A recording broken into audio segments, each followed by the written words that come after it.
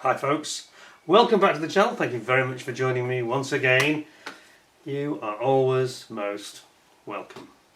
Well, a couple of weeks ago we had a little tribute to sadly departed friend, the late Roy Cross, who of course was the brilliant artist for Airfix for many years. Well, I say many years. He actually only worked for them incredibly. He worked for them for just 10 years, but he did kind of everything for them for 10 years in probably their most productive period as a manufacturer. So he although 10 years doesn't sound that long, only a tenth of his life, of course, 10% of his life, but he was so prodigious and such quality that the output of the artwork he produced, that he is synonymous with Airfix. Now they had lots of other artists which we can perhaps talk about another day, but I thought it'd be nice to get his book here, The Vintage Years of Airfix Box Art by Roy Cross. Now I know quite a few of you have got this book, because several of you commented recently and said, oh, I've got the one with the B-17 on it.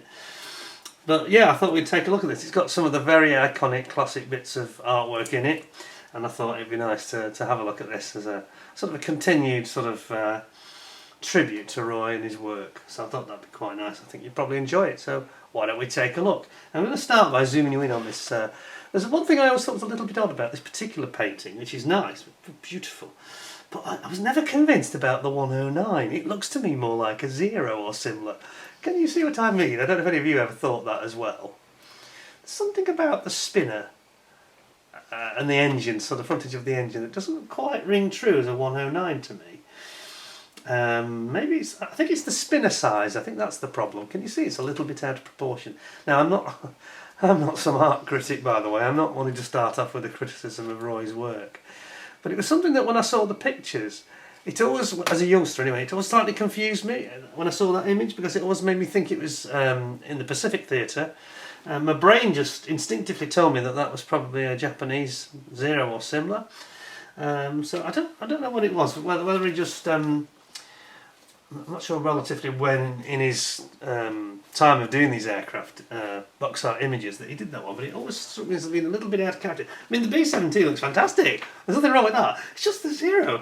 It looks a bit too close as well, but anyway, let's not nitpick. So this is a book of £45 retail price. I actually paid a bit less than that, but £45 in the UK. And here we've got one of the early early base drawings, outline drawings for the P-38 Lightning, which Roy has started. And I think I'll just read what he's put as the intro. It says, Airfix has been commercially producing plastic models since 1949, and its models have been made by successive generations of young boys and men alike. Started by Nicholas Cove, a refugee from Hungary in 1939, the company started by producing inflatable rubber toys. By the end of the Second World War, become one of the first companies in the UK to have an injection moulding machine. A lucky break ensued that Harry Ferguson, of the eponymous tractor manufacturer, asked for a model of his tractor, and it could be used as a promotional toy. Problems with its manufacture saw the model made in parts and then assembled into a toy tractor. This was the start of Airfix as we know it, as the premier model company in Britain today. In the 1950s, the model which really made its name, of course, was the Supermarine Spitfire, and was on sale. Countless millions of these sold, and the company produced more and more kits to satisfy demand. In the 1960s, 64 in fact, a talented artist called Roy Cross was commissioned to paint some of the box art for Airfix, and in a 10-year period he provided many of the glorious paintings on the boxes that we are very familiar with. After Roy left Airfix in 74, the company went through a turbulent time, went into receivership, and was bought by General Mills, who sold it again 5 years later. It was then owned by Humbrol, and of course today it is owned by the Hornby Group, known for their Corgi Hornby trains and scale-extric racing car models. So there you go, there's the intro. Now let's have a look at some of these nice pictures. Oh, and it's a nice book, this. It's something that you sort of take your time out with a nice cup of coffee and really enjoy it. And here we've got the, is it Thunderstreak, I think it is, yeah, Thunderstreak. Then we've got the OV-10 Bronco in Vietnam. We've got the dogfight double, the Sturmovik and the Focke-Wulf 190D. So I just dwell on that Bronco again. It's really a nice painting, that, isn't it? I remember that one. And these just made you want to buy the product, didn't they? They really did.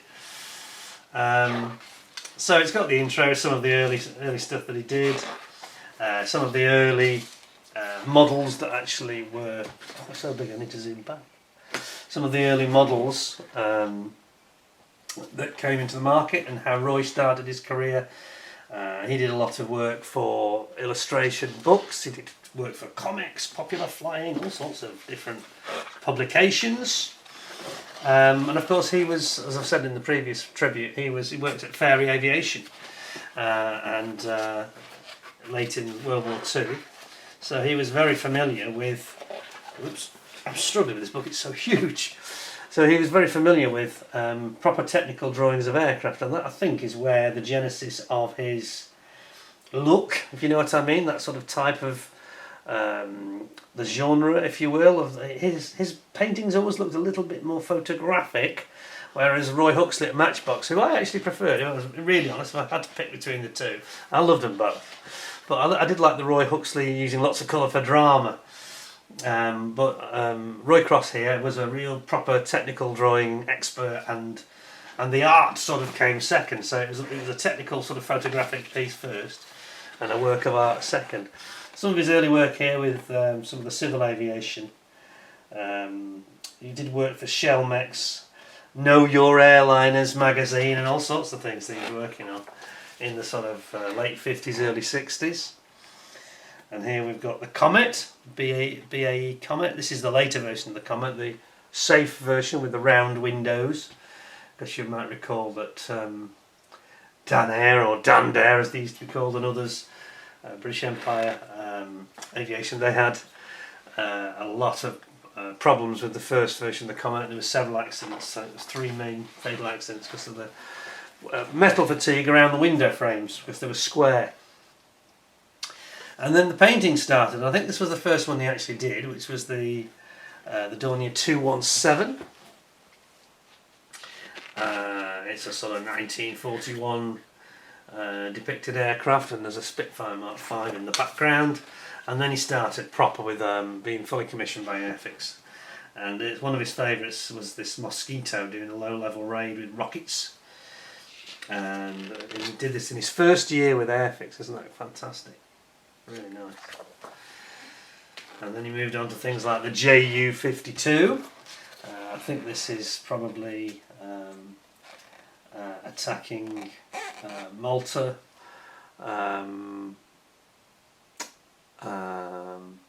Crete, I mean, not Malta. It'll be Crete, won't it, where the Fallschirmjäger paratroopers attacked the British Allied forces. Commonwealth forces.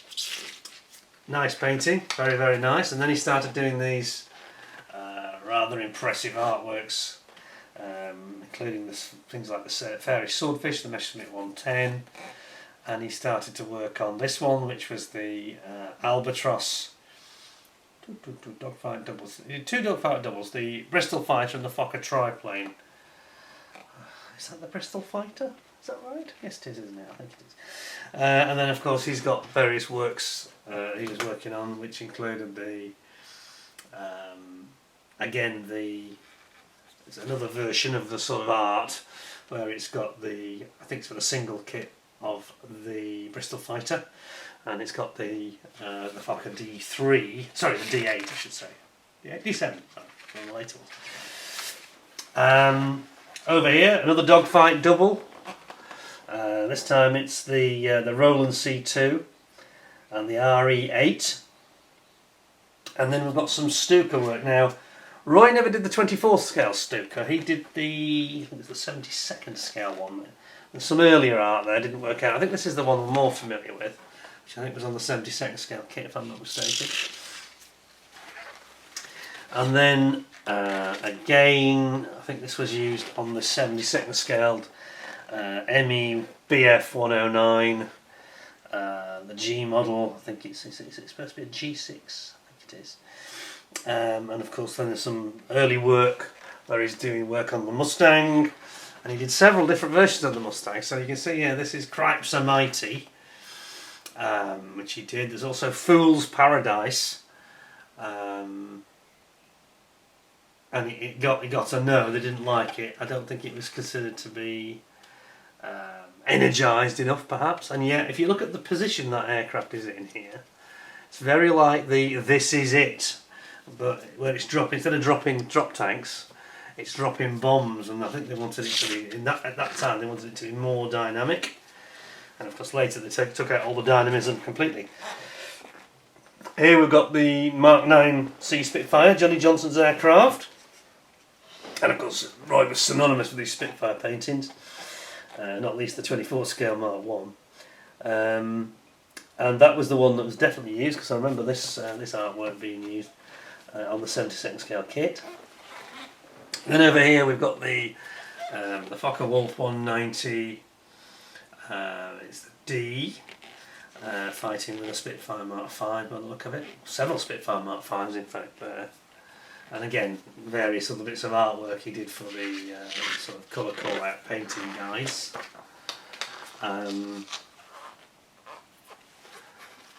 Then we've got some of this Pearl Harbor type with the HE Val bombers. 3 different versions.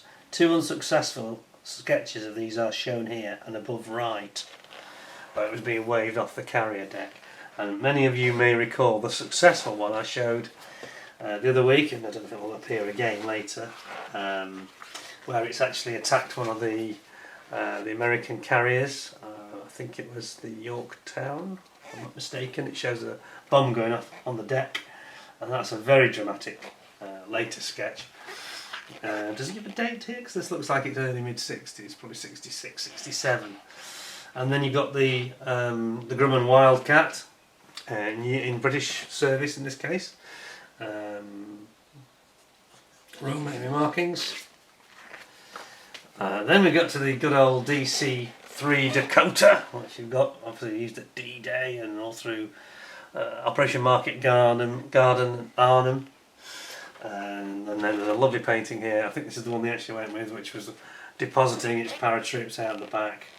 I think that's probably Market Garden is showing there. Beautiful painting, absolutely fantastic. Look at that. Really nice. Then we've got the famous Fairy Rotodyne, because don't forget you work for the Fairy Company. So I think this is conceived back as long ago as 1949. Isn't that remarkable?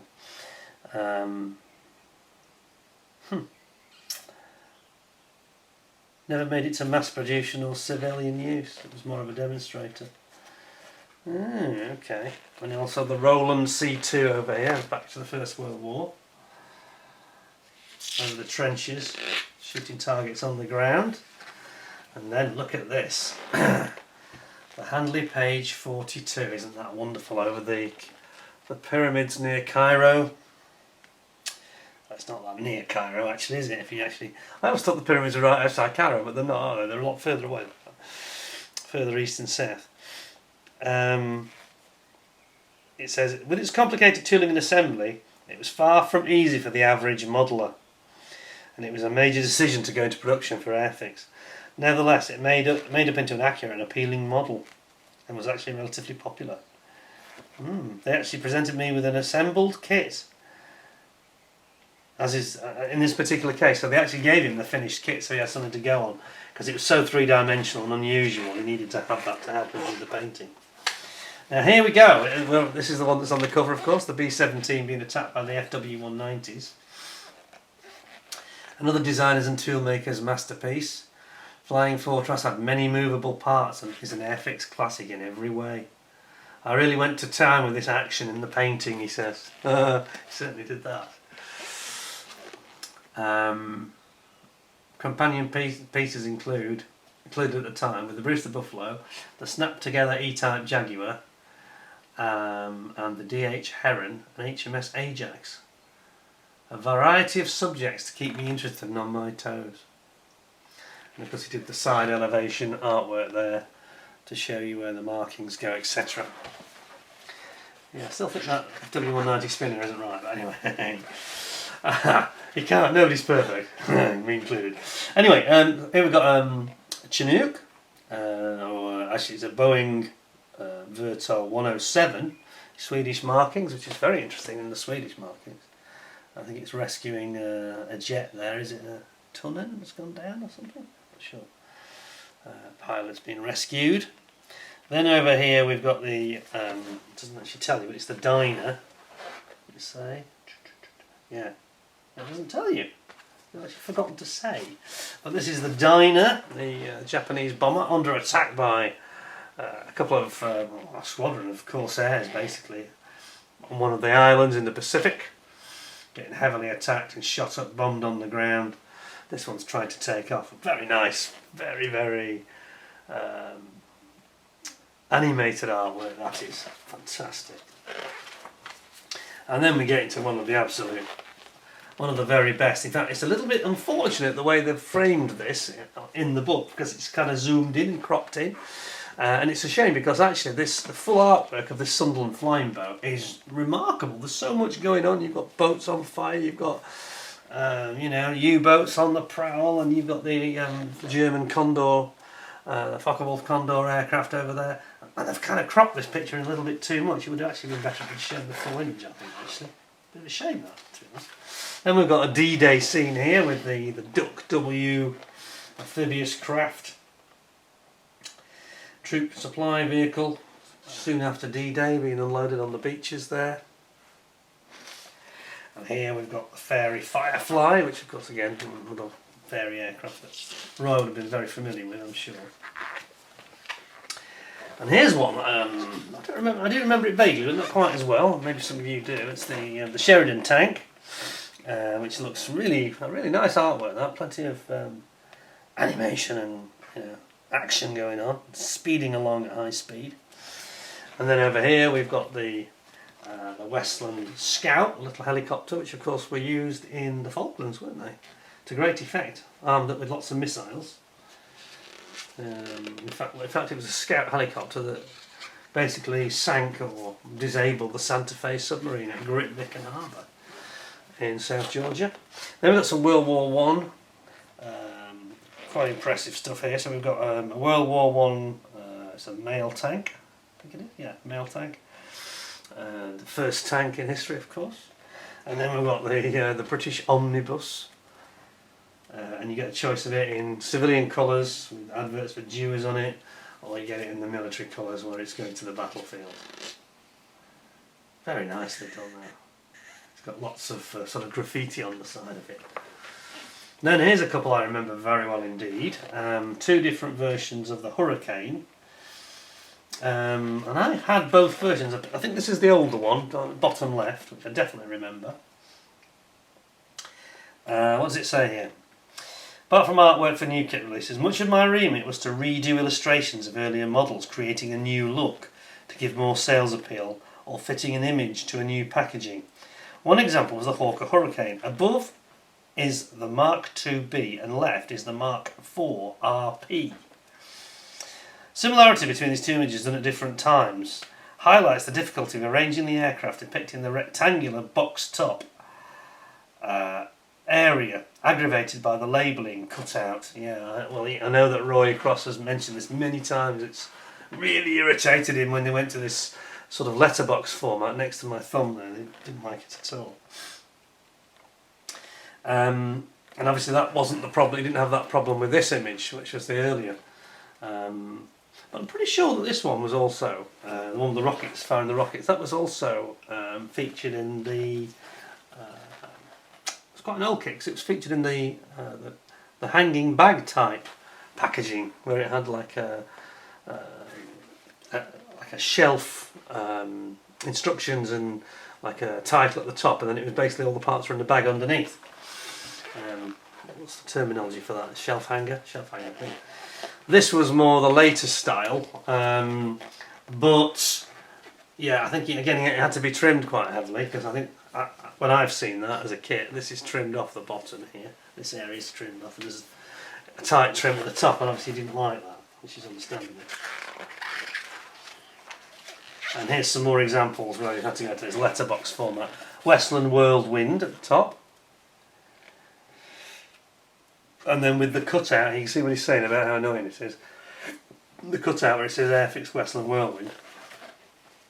Now Matchbox had a much more rectangular style, so they didn't really have this problem.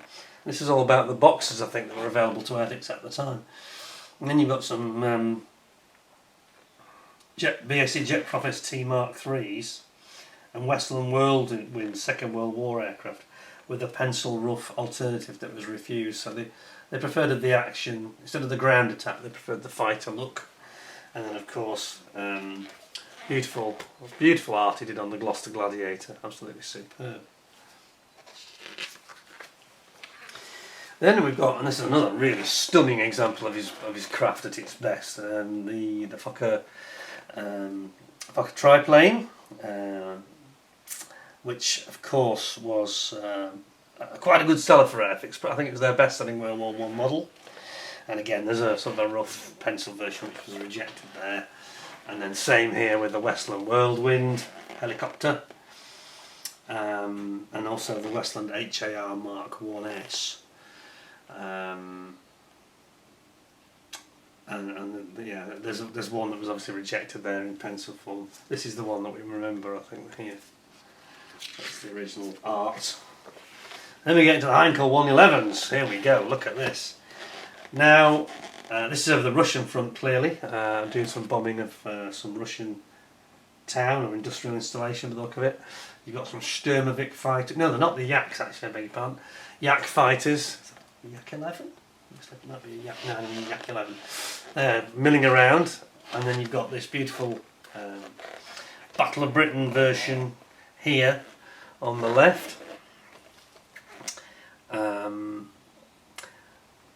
It poses difficulties in the model because it's such a large, transparent, asymmetrical nose section and the curved wing with awkward fairings to the fuselage at the trailing edge. Very hard to sort of get it into the image well. Now Matchbox did it very well. Roy Huxley did it very well on a slightly different angle, didn't he? Where you were seeing more of the top of the wing. But it's still a beautiful piece of art. The sleek lines of the English electric Canberra here. Took some beating, it says, but he particularly enjoyed doing this painting after portraying an F4B Phantom. But the unsuccessful Boy Scout figure, well, we've talked about that, let's not get into that again. Nobody wanted a Boy Scout. No, I don't know why they got the idea to create that from. So here you've got some of the British airliners. So you've got the Trident here, BEA Trident, later British Airways Trident. Then it was the Hawker Siddeley stroke de Havilland Trident. And then one of the very, very famous iconic dogfight doubles, of course, was the Messerschmitt ME-262 and the Mosquito, the Mark 6 Mosquito, complete with rocket rails. And it says, even the speedy Mosquito could fall prey to the revolutionary new jet-powered ME-262, which was nearly 80 miles per hour faster. Here the Mozzie carries rocket armament which will slow it down even further, as depicted in the dogfight double kit. And there was the sort of pencil drawing, early pencil drawing that was rejected, with the ME-262 overshooting, which probably happened quite a lot. It's also talking about the blueprints, using blueprint information here to help him get the details right in the pictures. Here's a kit I had this in the early 70s, the GR91 Fiat general purpose light attack jet. It wasn't a bad kit actually, that. I quite enjoyed that. I thought it was a very good looking little plane really. And then over here we've got that's a beauty, one of his classics, isn't it? The Black Widow attacking Japanese bombers on the ground at dusk.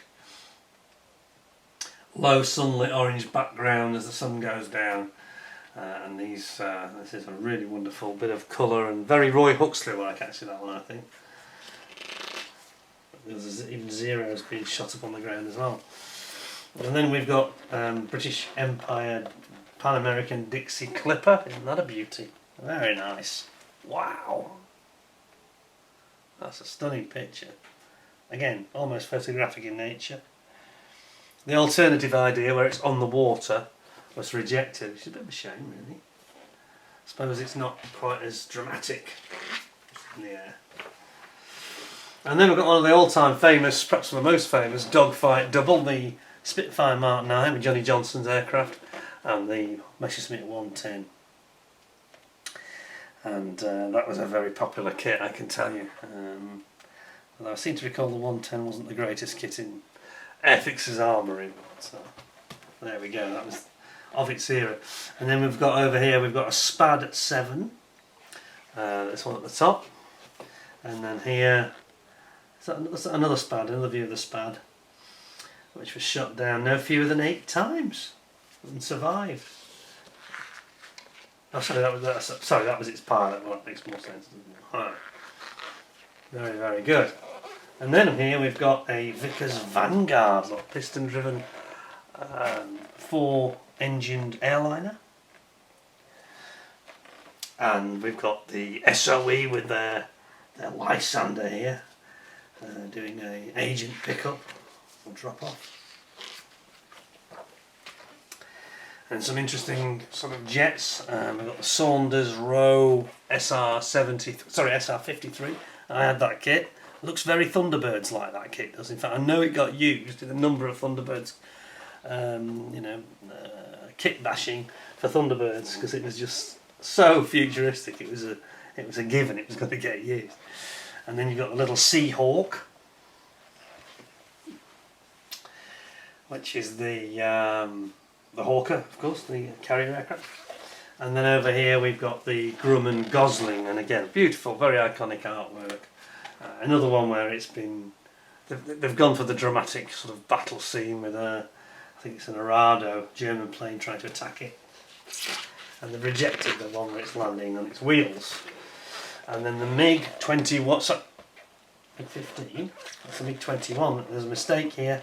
There's actually a mistake, I'm afraid, misprint. It says MiG-15, it's clearly the MiG-21 fish bed. So that's a typo, I'm afraid, by the producers of the book. Actually, no, I stand corrected, I haven't read it all. My fault. After a surprise success to the Western powers of the MiG-15 and its various developments, Airfix were up to the minute with a kit of the contemporary MiG-21 Delta supersonic fighter, codenamed the Fishbed. Sorry, it's just the way it said MiG-15. I was speed reading it. It was dangerous, isn't it? And then we've got here the Vought Sikorsky Kingfisher, of course, which was usually launched off ships or aircraft carriers. Used widely in the Pacific. And then, of course, the famous SRN-1 hovercraft, and I did a review of that only about 2 years ago, the original version. Quite a remarkable experimental hovercraft. And then you've got the Auster Antarctic, the Auster, a little ski plane, often used from Arctic or Antarctic bases. Used in Canada, of course, a lot. And then we've got the Beagle Basset. Here's another classic that Airfix recently re-released it actually as an Airfix classic with the same artwork. And that's a popular little thing. And Germany's attempt, perhaps their best attempt in the Second World War, to develop a long-range strategic heavy bomber was the Heinkel 177 Grief. My alternate sketch was the flying view, although the near wing cut off by the logo panel, so the chosen version is shown here as the best choice for action and excitement. Well, again, on that logo panel it does restrict the artist so much, doesn't it, you know. Oh, Tin Goose, the Fokker Tri-Motor, look at that. In American Airways colours, that's cool, isn't it? That's a nice artwork. Several different versions here. Now, is this not the one that was used in Indiana Jones, the Temple of Doom, the Tri-Motor? I think it was, wasn't it? The Lao Airways. Is it Lao Airways, was it? Shea Lao Airways. Then we've got the ships now. So we've got HMS Manxman over here. We've got the Graf Spee at the top left. Graf Spee in a big battle. Sorry. Graf Spee is at the bottom picture. It's the Tirpitz at the top left, which of course ended up being sunk by the Lancasters, wasn't it, in their tall boy bombs. And then over here we've got the HMS Manxman, and then HMS Fearless. HMS Fearless, that's the earlier Fearless, not the one that's the amphibious assault ship that was used later in the 70s. And then the Hadley Page Hampden, the flying suitcase. Look at that, very, very memorable art. Beautiful that. Did that really nicely. The bomb aimer looking down through the bomb aimer's window at the front and the nose. And then the Douglas Sky Raider in Vietnam.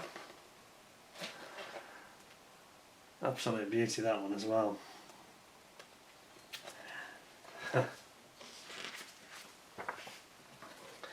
And then over here, what have we got? The Handley Page 0400 heavy bomber from World War One, complete with all its various gun turrets. It's got 1, 2, 3 different gun turrets, one underneath and 2 on top. Gun emplacements, I should say. Because they're not really a turret, are they, when you're out exposed to all the bullets like these poor chaps are? Yeah. And again, some early line drawings in the side view of it. If you're attacked by triplanes, that's probably the Red Baron. I think they might be out of luck. And then the Grumman J2F Duck. Duck? Okay. Yeah, that's right. It uses a rescue plane. Obviously it's a seaplane, you know. And then the wonderful Hapag Lloyd, or Hover Lloyd as it was then. The great big SRN4, the commercial hovercraft, of course, that used to zoom across the channel to France, taking holidaymakers to France and back, tourists from France coming to England. Those were the days, and then wonderful hovercraft. They're very, very fast indeed. Had a hull underneath it like a boat, and of course the hovercraft skirt and inflation system. So if anything went wrong, it wouldn't sink, basically. It's a very clever design. Just like an airliner on the ocean, really. Absolutely amazing thing. Now we've got some beautiful motorbikes now. The BMW R69 here. And then we've got, on the other side, we've got the BSA C15. Equally nicely done. With a sort of a beach scene.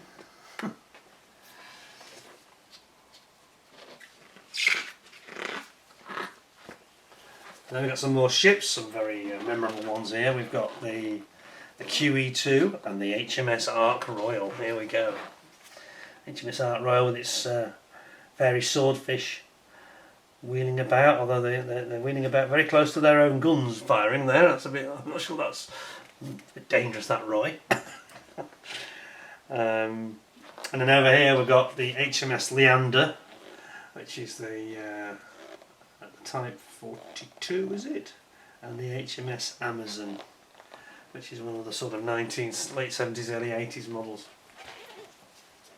You see there's a bit of an evolution of the design there of the sort of frigate.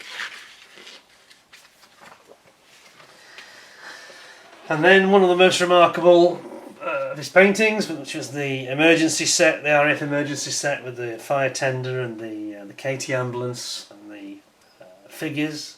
Beautiful. I've got a burning hurricane here. Really beautiful piece of art, that is. Absolutely top notch. Top notch. Reminiscent of films like 633 Squadron, of course. And then over here, I want to see these bits of automotive art that we've seen one or two of before. We've got the Aston Martin there, the DB6, and the Ferrari 250 Le Mans. And then the beautiful, it's a great artwork, look at that, Jumbo Jet, the Lufthansa 747 kit. Absolutely brilliant bit of art, that is. Airport behind looks a bit like Manchester Airport, if I'm honest. That's quite impressive. And then we've got the Cessna 02A observation aircraft, which famously was the push you pull me with an engine at the front and at the back, which gave it pretty high performance actually. Perfect for observation because it was sometimes needed to loiter and it didn't want to be too slow because of anti-aircraft fire. It actually had rockets on, as you can see. There's some Zuni rockets on there, I think. Pods. Remarkable, beautiful bit of art. Oh, another one of my favourites here, the Sea King rescue helicopter, the Apollo mission, coming to pick up the astronauts, of course, just returned from the moon. And that cool. nice bit of art there. Then we've got the Bentley blower, 1930s, 4.5 litre Bentley blower. Isn't that gorgeous? Absolutely great. And then some of the later work he did, the Airfix, the Leopard tank. NATO in the 1970s, of course, had that tank. Well, the Germans did anyway. And currently being used today in Ukraine, I understand. And then we've got an early, one of the first operational jet fighter, and in this case, doing ground attack work, the de Havilland. Sorry, I always say de Havilland for some reason because I always think of the Mosquito. The Gloucester Meteor. I beg your pardon. I always think of it as like a jet-powered Mosquito because of the way its wings are laid out and the engine positions. You know, it's like a latter-day Mosquito, really. Yeah, and it's doing ground attack in sort of winter conditions there, so that'll be, perhaps it's around Battle of the Bulge time, you know, perhaps in southern Holland or Belgium, Christmas 1944. And then another absolute classic, look at the scale of this, the Marauder, the B-26. Isn't that brilliant? Mild and bitter. What a fantastic bit of art that is.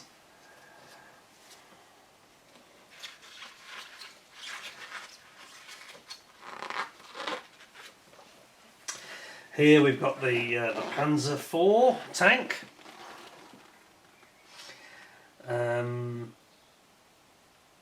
Yeah, obviously North African campaign. And then we've got the Henschel HS-123 dropping bombs. Look at that. This is a World War II aircraft, would you believe, despite its biplane design.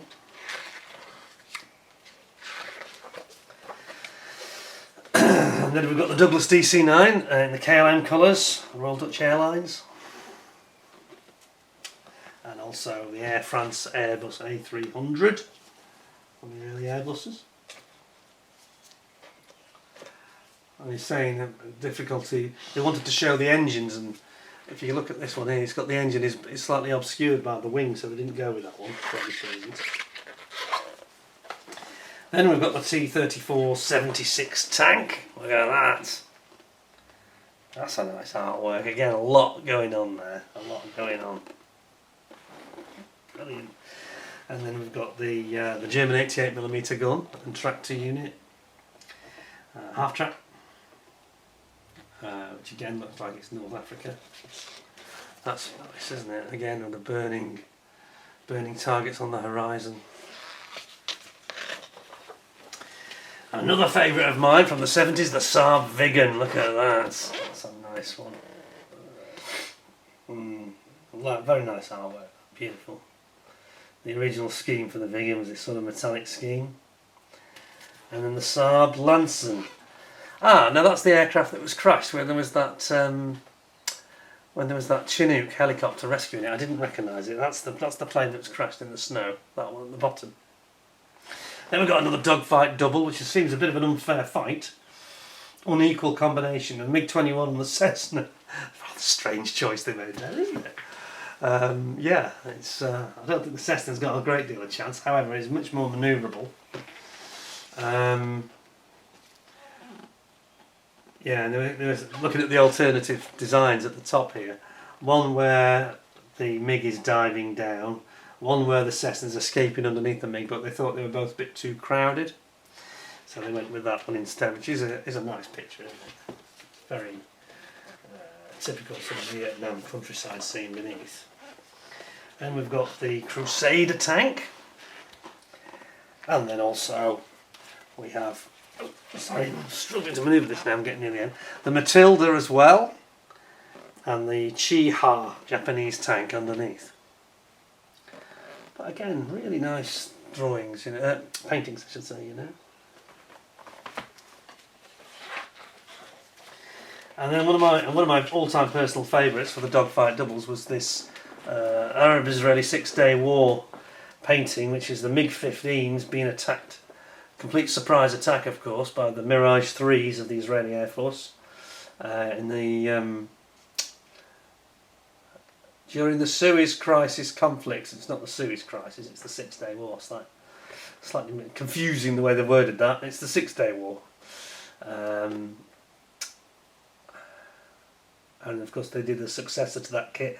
I really enjoyed that Mirage 3, I should say, and the MiG-15. I had this dogfight double, and I actually copied the Matra rocket stroke fuel tanks that are under the wings of this Mirage, because they actually had fuel tank at the back and rocket pod in the nose, which was a strange combo.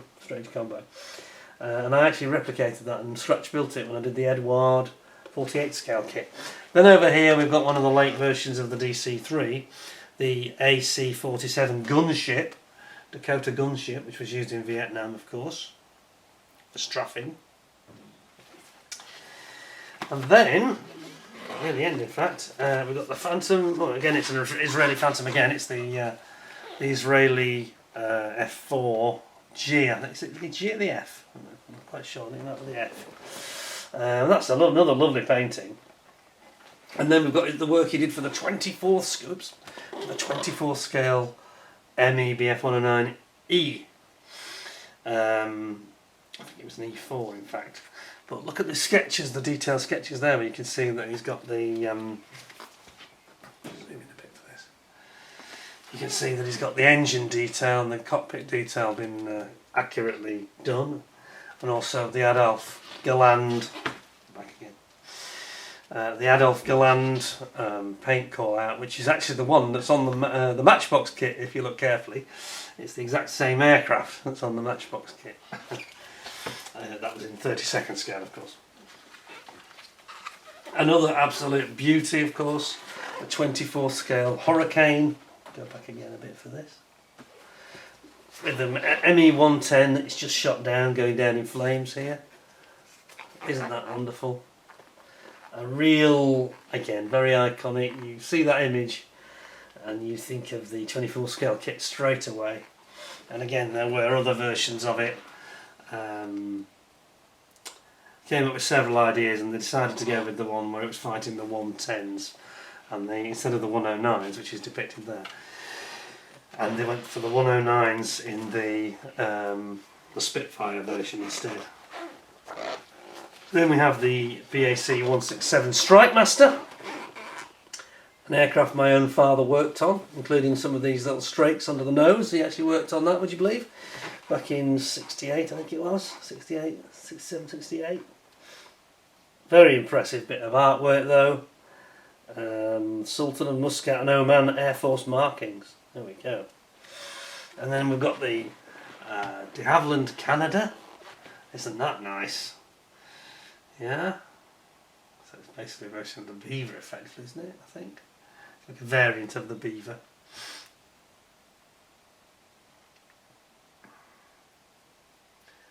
Sorry, I've misread it. De Havilland Canada specialise in the short takeoff, difficult terrain. The Beaver, it is the Beaver. The Beaver STOL aircraft, dates from 1947, there we go. And then we've got the Dornier DO-17, the Flying Pencil. This time it's fighting the Polish under the Russian ownership at the time, Soviet ownership, I should say. So that was quite a nice painting there, with something unusual. Polish PZL-P11 fighters attacking it. Then over here we've got, it's talking about the artwork for the Field Gun and Quad, which some of you may have had this. I think I had that, I think I did at one point. And then Montgomery's Humber staff car. Not one I had actually, that one, to be honest.